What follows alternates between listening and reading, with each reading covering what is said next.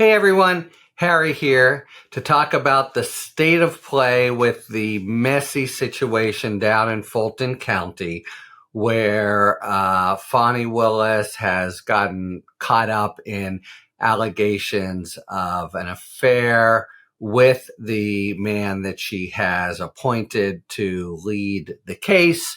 And she has now been noticed for a deposition in the divorce proceedings involving this man, etc. I've wanted to avoid this, and I largely have because the main point, it seems to me, is that first, I was the head of an office as she is. I just can't. It seems like, really, assuming the facts are about the affair are true, and they're beginning, this is certainly not beyond a reasonable doubt, but they're certainly beginning there's a lot of smoke here. I think for purposes of discussion, we can assume they're true. It just ain't good to have hired him and put him in that position if they were having an affair. It ain't good to have hired him and then begun an affair with him. It's really, strikes me as a, very bad blunder.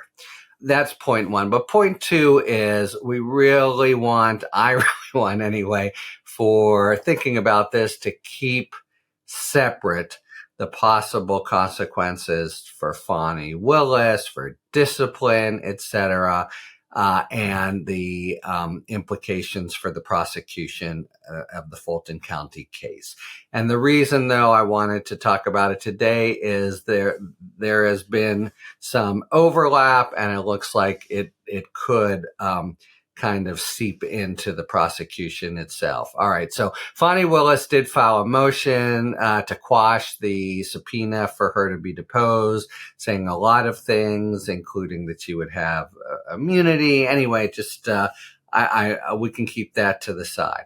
But Judge Scott McAfee filed a brief order saying, I've gotten these allegations of impropriety from one of the defendants in the case. That's where it came from. And I want the DA's office to respond to this by February 2nd, a couple weeks, and then there'll be an evidentiary hearing on February 15th. Okay, so the ball to keep our eye on is whether or not there can be any implications for the prosecution. You can imagine at worst, you can imagine at best that McAfee orders that, at least without further proof, and I'll get to it in a moment, but it's the word that jumped out at me from his order is evidentiary. He's going to have an evidentiary hearing. That'll mean people on the stand giving evidence. Keep separate, though, the question of what are the implications for the case from what are the implications for Fani Willis.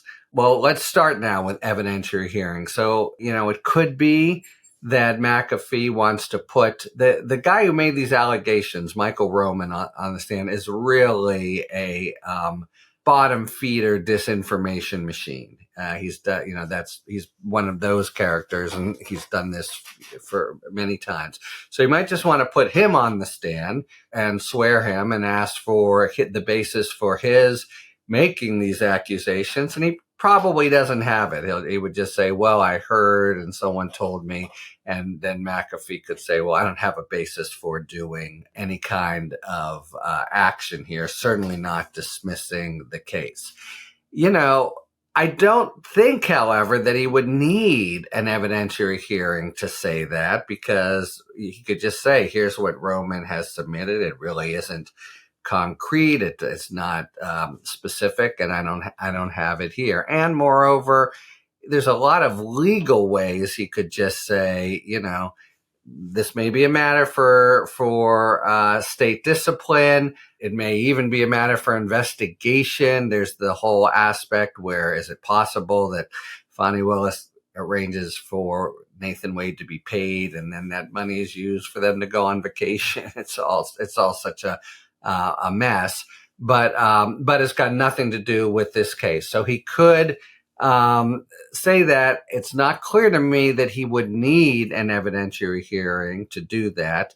And he's a good judge and a smart judge. So that evidentiary piece wasn't, just by happenstance or mistake. He wants people on the stand. And in general, to me, the more this is about the facts, the messier it is.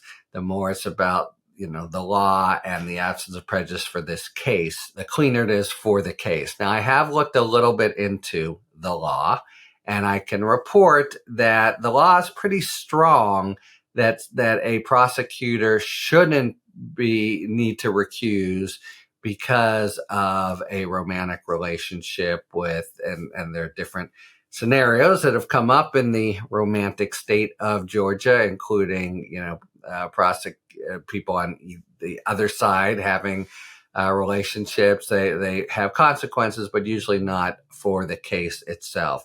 So, as best I can tell, especially when you combine it with Michael the Roman's very sketchy and not, very concrete allegations, maybe he's going towards sort of serving that up and saying, go and figure it out, but it doesn't have anything to do with the case, and Nathan Wade continues and the like. Maybe. But now we do have to factor in, it seems to me, I'm guess a little bit out of my depth, but Georgia, very, at first it's a swing state, one of the 6 or 7 that matters deeply in the 2024 election. And so anything that might, I think it was like, what was it, 20,000, 30,000, not a huge margin. So anything that has an impact on the politics has an impact on the prospect that Donald Trump becomes our next president. So I just want to put a marker there. And also McAfee, he's impressed me to date, but he's running for election. He actually, I think for the first time, he's a young person. It sounds like he's got good Republican pedigree, but he was appointed to finish out a term by Governor Kemp. And so now he'll be running. Does that factor in? Here's another thing. There have been people, Republicans, who have been strongly against Trump or just for the truth in Georgia. I'm thinking of Brad Raffensperger, right? And even to some degree, Kemp himself. But to the extent this becomes a big brouhaha and a kind of a food fight, and should Fani Willis step away, et cetera, they're not going to put their necks on the line for her. In other words, there's now a sort of separate political issue that's certainly not bigger than, but different from just the prospects for Trump himself. So, will the case stay, segregated from the allegations of misbehavior?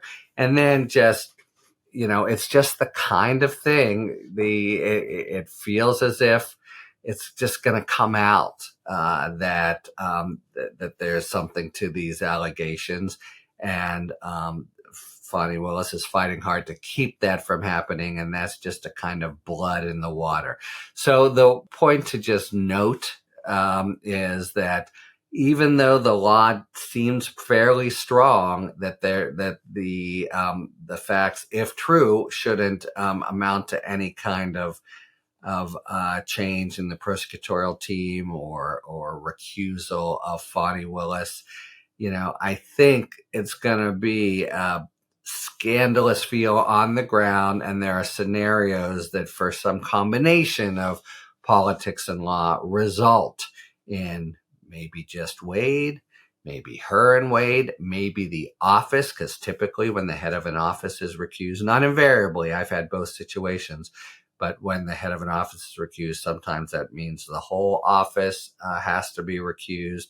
And they've got to start, in several of those scenarios, they've got to start building up from scratch And that, it seems to me, makes it remote in the extreme that they would get the case in. Let's now come back to why I'm decided to talk about this yucky situation at all, which is the important point of how does it implicate the prospect that we won't have a trial in Fulton County that is finished before the November election. And it seems to me that, the clean legal analysis is it shouldn't matter.